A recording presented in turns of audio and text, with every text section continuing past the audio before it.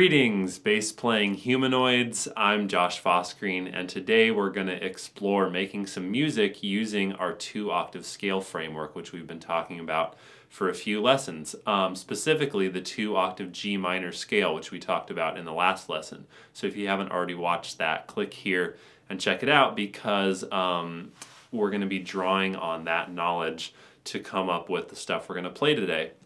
And again, we're going to have kind of a basic skeletal bass line to start with and then explore using the 2-octave framework to play some different fills. I've written a couple sample fills and I'm going to have you play your own a little bit too.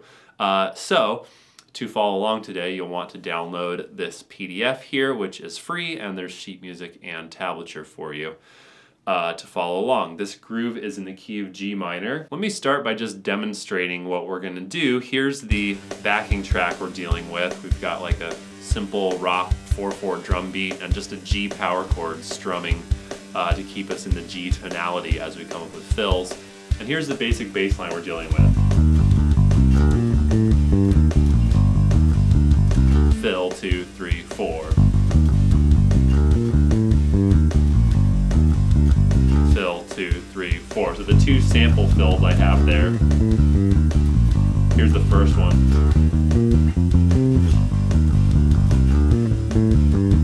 Here's the second one. Okay, so we've got a whole bar there where we can play with doing some fill, and that's where we really get into using the knowledge we've come into from doing the 2-octave scale practice. Because if you spend enough time using that 2-octave scale framework, then you can move around the neck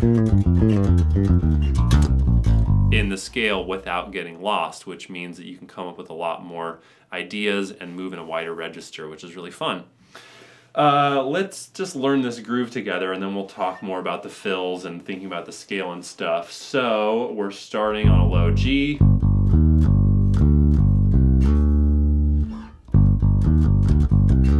So index, pinky, ring, index, slide up on the index for that 3rd fret, 5th fret at the end of the bar. Sorry. Okay, so that's the first bar. Second bar, B flat with the pinky, D with the index, ring, index, index on the octave, middle, index, middle.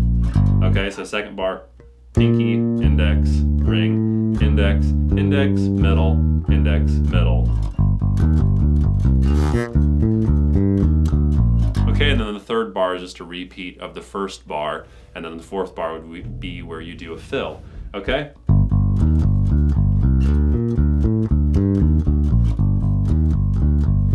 Fill, 2, 3, 4. Let's play that together with the track, and you can just leave the fill blank for now while you get the bass line together. You might want to work on this on your own at a slower tempo, but we'll just do it at tempo together, okay? So here we go with the track. 1, 2, 1, 2, 3, 4. Fill, 2, 3, 4.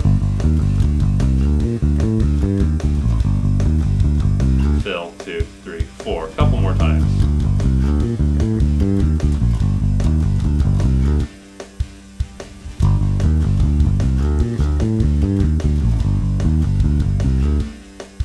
Okay, cool. So in that fill bar, this is where we're really thinking about our 2-octave range for the G minor scale.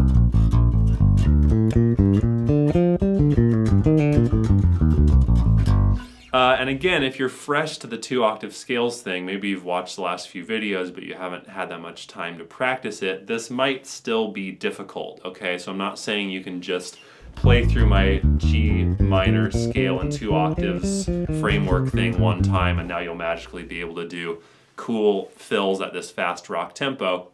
I really just want to kind of tease you and show you some of the possibilities of moving around in this 2-octave range. And that it's really worth putting the time in to practice those in all 12 keys with all the different types of scales and working up your tempos and stuff. And I have that all written out in super detail in the new book, Electric Bass Scales and Arpeggios, which I'll tell you more about later on. So, fills. Let's learn these two sample fills I have written out. So the first one, sample fill 1, is on the second line there. And it's just the fourth bar is the fill. And we're not doing anything crazy here. We're just doing, I'll take it from the third bar. Okay, so that's the third bar, and then the fourth bar is the fill. I'm basically kind of imposing a little fake chord progression here. I'm doing a moment on E flat and a moment on F. So I'm going 2 E flats, 1 B flat, and another E flat, which is like root, root, fifth root on the E flat chord that I'm superimposing. Then same thing on the F, root, root, fifth root. So it's the same kind of little power chord shape on those two.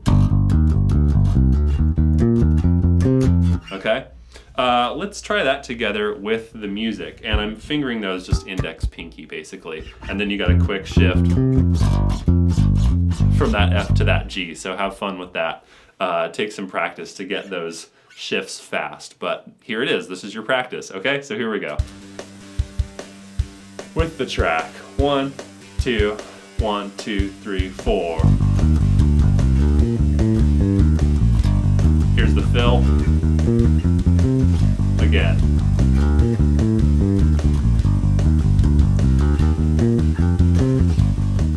So that's just one fill option I have working within this 2-octave area for the G minor. So those notes, if I do the shift, you know, for the scale, say on the A string, well, there's those last two notes of the fill, the F and the C. And I also get that B flat that goes to the E flat, which is in the lower position. So again, as we put this in musical context, we sort of drop the single shift thing when we're wiggling around the scale like this and not playing the notes in scale order. So we're moving kind of between our two positions that we would use for the scale, but the idea is that working the scale enough will get you more comfortable in the range, and then you can start to make things more complex by breaking the shifting pattern. Okay, so that's sample fill number 1. Let's go through sample fill number 2, which sounds like this. Okay, so I'm doing sort of a similar thing. I'm starting on E flat. I'm going root 5th octave from an E flat. So 6th fret with the index, pinky on the 8th fret of the D string, bar the pinky to the G string, slide up to the 10th fret. Okay, that's the first 4 8th notes. Pluck, pluck, pluck, slide. And then in position there, just middle index on the 8th, 7th, 8th, 7th.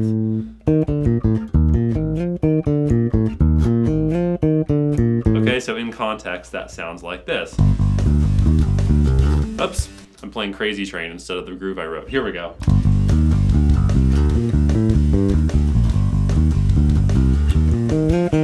I'll play that one more time.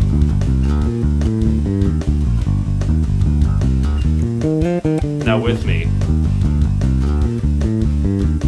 Here comes the fill.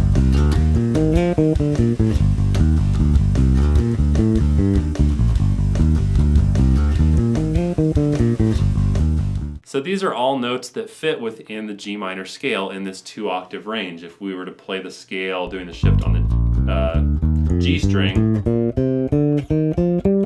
we'd see those high notes up there, 10th fret, 8th fret, 7th fret. If we do the shift on the D string, we see those 7th fret, 8th fret notes there. Okay, so all those notes are there, just not in this order, and that's what this is all about, putting it in context, is putting the time in with the scales and then also getting comfortable moving it into the musical land. Before we finish today, I want to have you try a few of your own fills in that 4th bar. Let me just demonstrate. I'll come up with a few on the fly first.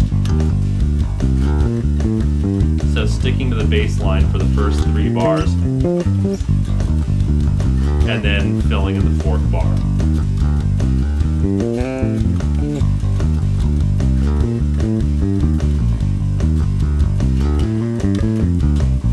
And just sticking to the G minor scale for all the fills. It's all within the range of the 2-octave scale framework. You're just playing the notes out of order with different shifting arrangements and stuff. Okay, so give that a try. I'll play the groove with you and then I'll drop out in the 4th bar so you can do your fill unencumbered, okay? So here's the track. And here we go. 1, 2, 1, 2, 3, 4. Here comes your fill. Back in with the line. Fill.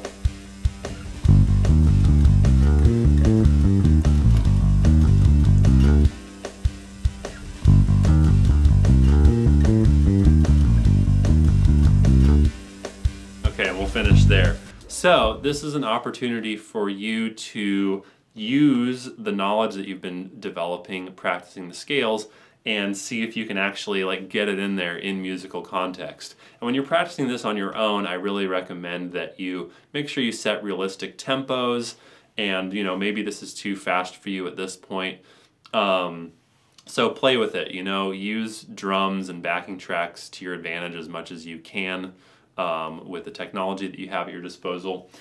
And you can modulate the difficulty with what kinds of fills you try to do. Like you can try to really blow your own mind and like do a lot of shifting in your fills.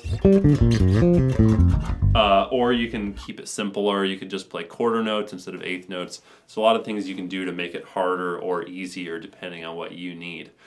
Okay, so thanks for sticking with me on this. It's not easy stuff, this is getting pretty advanced, moving around the neck this fluidly, and also working at a pretty fast rock tempo today. So whether this is your comfort zone or whether you're a little bit further back on the beginner side of the spectrum, there's a lot of really helpful stuff in my new book, Electric Bass Scales and Arpeggios, starting you off just with the simple 1-octave scales, which is really the place to start for learning scales on the bass. Taking those from a few different angles through major, minor, learning all the different modes and stuff, and then we get into these beastly 2-octave scales, although I shouldn't say beastly because I have another book called Beastly Scales and Arpeggios, which is even harder than this. So this is sort of the bridge between learning your initial little position box for the scale and then being totally blasted out in the cosmos. This is sort of a bridge where you're getting comfortable with the shifting and finding where your root notes are in different positions and stuff. So in addition to that, there's a lot of other great stuff in the book. It's over 160 pages. It's just an ebook download, and it's available at joshfossgreen.com/books. So I will thank you to check that out, and I think you'll really dig it if you like this stuff. Thank you for watching my videos. I really appreciate it. I look forward to another great year, and I'll see you guys soon.